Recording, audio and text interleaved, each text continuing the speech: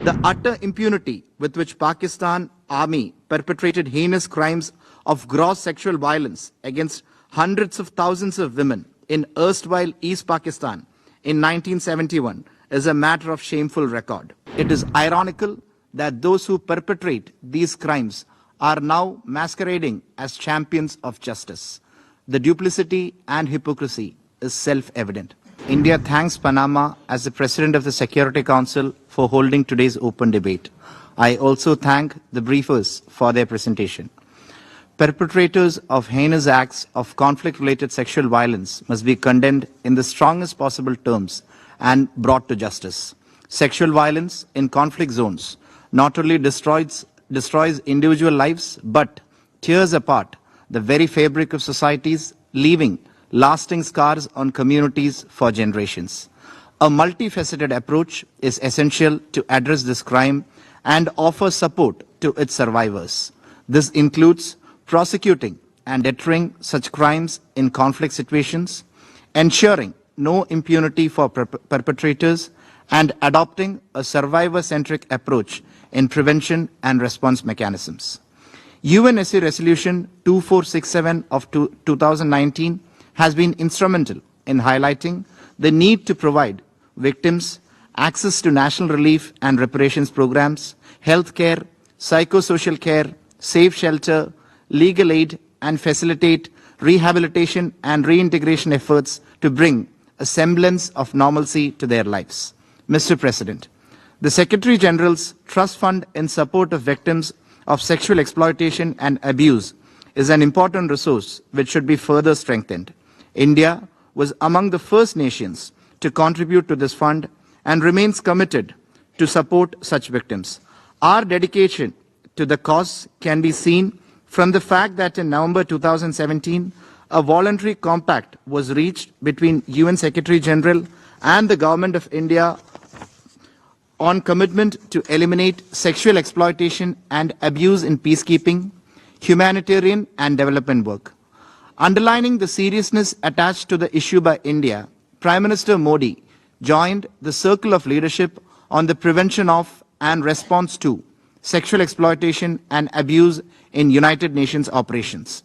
In our experience, the female engagement teams that India deployed in peacekeeping missions across conflict zones have been tremendously successful in connecting with local communities, addressing gender-sensitive issues, engaging with victims, and enhancing the effectiveness of peacekeeping operations. In 2007, we were the first country to deploy an all-women formed police unit to the UN mission in Liberia.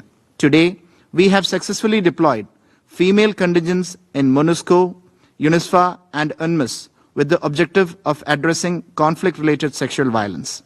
Building on this experience, the Center for United Nations Peacekeeping in Delhi conducts specialized courses to increase participation of women in peacekeeping operations, including targeted training to prevent and address sexual and gender-based violence in armed conflict. India is ready to share this expertise and experience with interested member states through our comprehensive training programs. These initiatives were further discussed during the Conference of Women Peacekeepers from the Global South held in New Delhi in February 2025. Mr. President, India has implemented a comprehensive domestic strategy for women's safety. It could offer insights for ensuring access to life-saving services and protection for survivors in conflict situations. First, dedicated resources. India established the Nirbhaya Fund, a non-lapsable fund with approximately $1.2 billion for women's safety. It is dedicated towards ensuring safe environments for women, supportive, effective implementation of legislation, and creating comprehensive infrastructure for swift justice and crisis support. Member states could consider creating similar dedicated resources. Second, response mechanisms. India operates a pan-India emergency response support system through emergency number 112 for women's safety issues. Sakhi one-stop centers established at each district headquarters provide comprehensive services including police assistance, medical care, and legal aid, among others, to offer protection and rehabilitation with shelter and economic security. Member states could consider replicating this model. Finally, justice delivery. Comprehensive training programs have been developed for investigation and prosecution and for medical officers to ensure forensic evidence collection withstands judicial scrutiny. Fast-track special courts dedicated to women's safety have revolutionized justice delivery through swift case disposal. Mr. President, before I conclude, I would like to briefly address the baseless allegation raised by the delegate of Pakistan. The utter impunity with which Pakistan Army perpetrated heinous crimes of gross sexual violence against hundreds of thousands of women in erstwhile East Pakistan in 1971 is a matter of shameful record. This deplorable pattern continues unabated and with impunity to this day. Rampant abduction, trafficking, child early and forced marriages and domestic servitude, sexual violence and forced religious conversions of thousands of vulnerable women and girls as weapons of persecution towards religious and ethnic minority communities are reported and chronicled, including in the recent OHCHR reports. These reports highlight that the vile acts by Pakistan are also validated by its judiciary.